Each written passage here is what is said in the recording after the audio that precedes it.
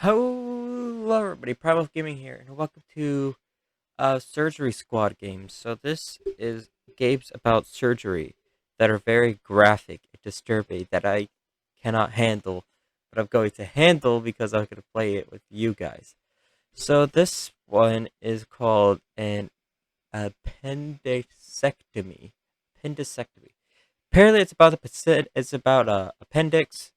Those get removed a lot. So yeah. So let's get started. It says the surgery may contain graphic procedures. Yes, so if you guys are very squeamish, don't watch this. I'm very squeamish, but I'm going to play it. So let's just do it. Watch it pow. Oh boy. Surgery Squad. Welcome to Surgery Squad's virtual laparoscopic appendectomy. I'm Dr. Jeff, and I'll be assisting you with this surgery today. An appendectomy is needed when there is a blockage between a patient's appendix and intestine. The blockage develops over time and may cause occasional pain. However, left untreated, the patient's appendix could burst, causing severe internal infection and potentially death. Today we'll be using a minimally invasive technique called laparoscopy to remove our patient's appendix. Laparoscopy reduces the exposure of internal organs to contaminants, shortens recovery time, and results in less post-operative scarring. Our patient is a female in her 20s that has been experiencing severe pain in her mid-abdomen, vomiting, and a mild fever. These are all common symptoms of appendicitis. Let's scrub in before this gets any worse. Our patient has already been prepped and is sedated, thanks to our dedicated nursing staff and anesthesiologist. First, we'll insert an endotracheal, or breathing tube, in the patient's mouth and into her throat to help her breathe during the operation. Alright, place it into the mouth. Since I've already taken care of inserting a catheter into her bladder, we can move on to more important steps. That was a catheter. Thanks to the advancements in medical technology, our patient doesn't have to be cut open to have her appendix removed. Instead, we'll strategically place special surgical instruments, called trocars, through small incisions in her abdomen to perform the surgery. We'll begin by making one small incision in her upper abdomen, one in her lower abdomen, and one in her navel, also known as the belly button. Oh! Oh my god, it just stabbed right in. Oh. I moved this over a little bit, guys. Oh man. Oh man. You handled that like a pro. Now we need to pump carbon dioxide gas into the patient's abdomen to obtain a better look at the surgical area. Next, we need to insert our laparoscopic camera through the umbilical trocar. It's gonna blow up! Images from the camera are projected on our monitor to allow us to inspect our patient's abdomen and confirm that the appendix is infected. Oh god, here we go. The inflamed and swollen area you see is the patient's appendix. Our next step is to remove it before it becomes an even greater problem for our patient. The appendicular artery needs to be sealed using a diathermic instrument which uses extreme heat to cauterize the artery. The artery is then divided using scissors. I got scissors right here. Oh boy. Oh! So far, so good. Keep it up. The appendix man, now needs to be now. lassoed with a detachable snare. What is it, a horse? Take the detachable snare is it and a cow? slide it over the appendix Just all the lasso way it? to the base. Repeat this step 2 more times, placing 2 more loops above the first one. Oh my god. Ah! Ah! Oh man, I'm crying now. I'm crying. This game is not.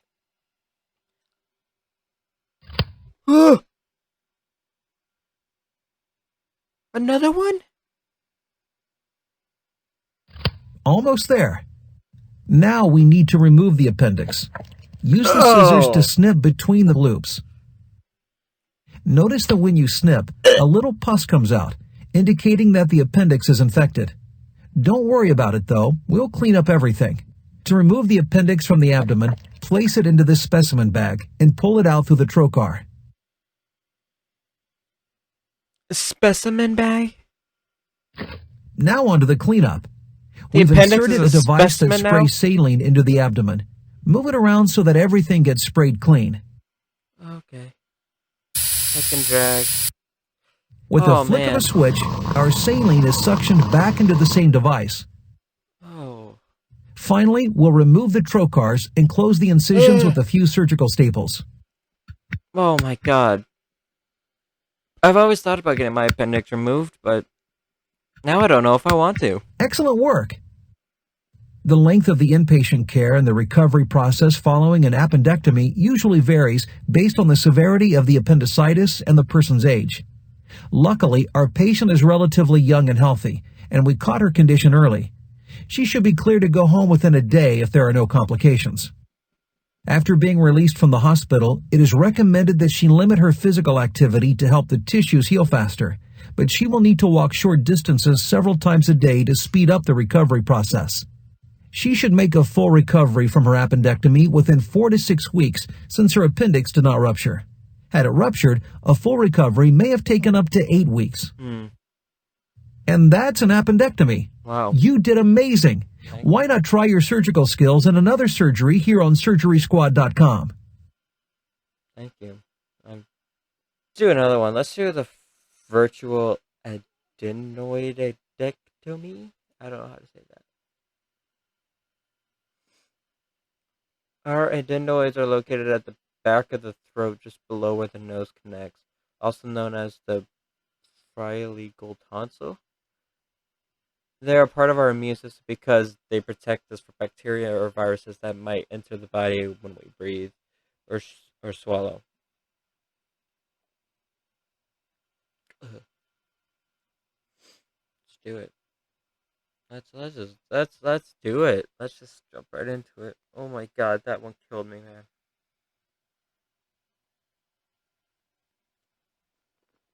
Hello, and welcome Who to are Surgery you? Squad's virtual adenoidectomy.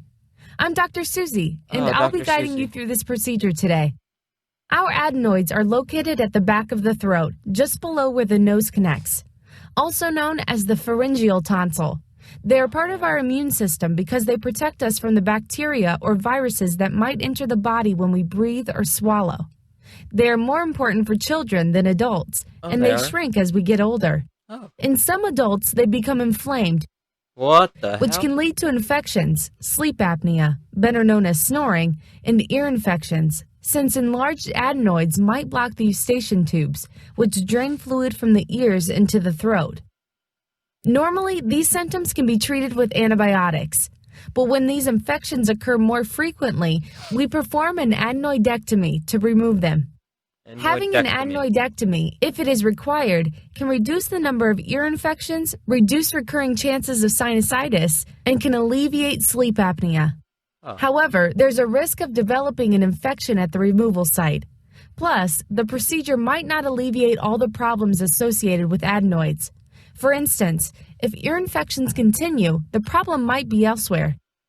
Our patient today experiences sleep apnea and ear infections.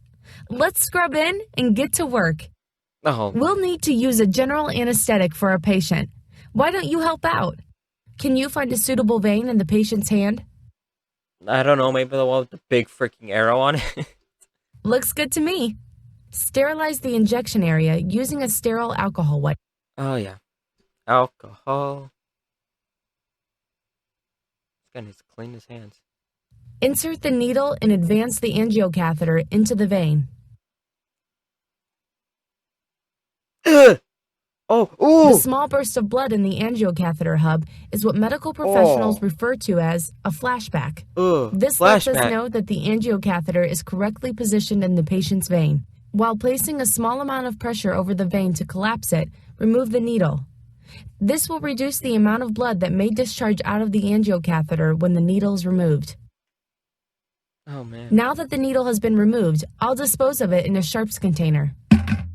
We need to secure the IV with tape and test the line. Great! Now we'll wait a few minutes for the anesthetic to take effect. Oh, man. 10 minutes later, after going to the food court in the mall and just eating. One more thing. Since we'll be working in the patient's nose and mouth area, we'll need to make sure he can breathe. Let's insert a breathing tube into one nostril. breathing tube into one nostril. Oh, Great job. Our patient thought is that was under the and tube breathing. making the Now noise. we're ready to remove Going the to his nose. adenoids. We'll begin Damn. by putting an endoscope through our patient's nose so that we can view our work on a monitor. When we reach the back of the nose at the entrance to the throat, My we'll nose be is able to feeling see weird. the adenoids. Okay, Oh good. my god. Now we can see the adenoids. We need to open the mouth and get the tongue out of the way so we can begin our procedure. To do that, we'll use a special retractor that opens the mouth, depresses the tongue, and locks into position. Great work! We're going to remove the adenoids using a device that uses suction cautery.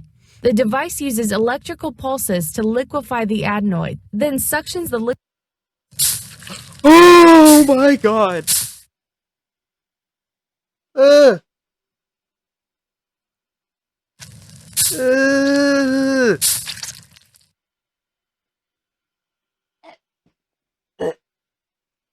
I,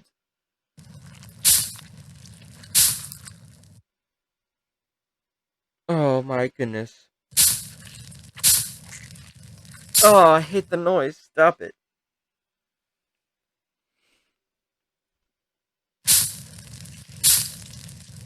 Oh, oh man, I don't like this.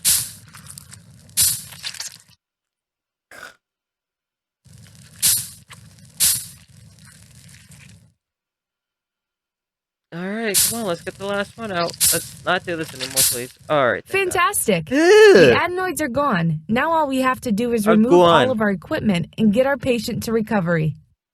Our patient is in recovery, and he'll be able to go home in a few hours once he can breathe easily, cough, and swallow. We'll prescribe some antibiotics, and once he gets home, he needs to drink plenty of water to keep hydrated.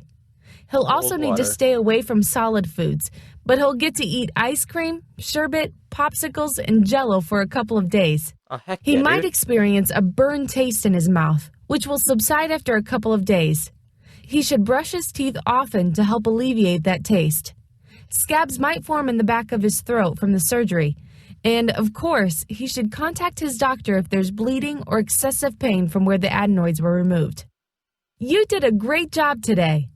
Try your hand at one of our other surgeries here at surgerysquad.com. I'm okay. I'm okay. Thank you, though. I'm done. If I keep going, I will literally get sick. So, we are not going to keep going. Oh, man. What have I gotten myself into? Now I have to play most of these for you guys. Surgery Squad stuff. So, yeah. That's going to be fun. So that's going to do it for this video, guys. Thank you all for coming by today. Let's see if we can get this video to 2 likes. 2 likes, and then I will be happy. And then happy. But yeah, thank you all so much for coming by, and I will see you all in the next video. Remember, hashtag always prime. Peace out, everybody.